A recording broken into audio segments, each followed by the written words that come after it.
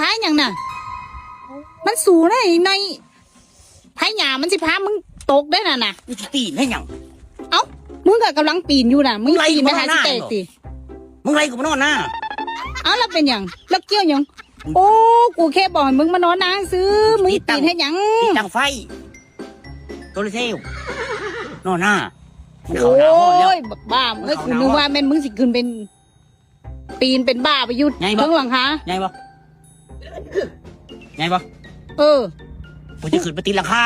ไฟยังขึ้นนะ โอ้ มานี่ตังไหม เอาสันนึกว่ามันสิเฮ็ดนี่อย่างนอกกูเงืดหลาย เห็นบ่ไฟเห็นบ่จะขึ้นใส่ไฟยังไงมานี่มันกำลังตาดแบตอยู่จะเปิดเบิ่ง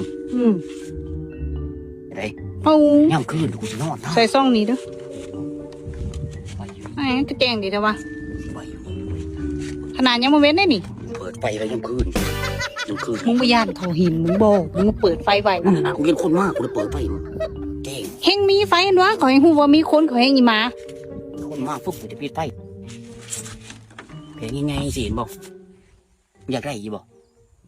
เอาไปไว้บ้านบ่เลยหรือ ซื้อฝาพ่อเฒ่า เอาไปไว้บ้านซะอยู่บ้านกับพัง 7,000 วัตต์โซ่แท้ไฟเนาะ 7,000 บาท 7,000 วัตต์ โอ้7,000 บาท ราคาหลักร้อย นึกว่ามัน7,000 บาทหามึง ราคาหลักร้อย จักบาทหลักร้อย 600 กว่าบาท อีหลีน่ะ อืม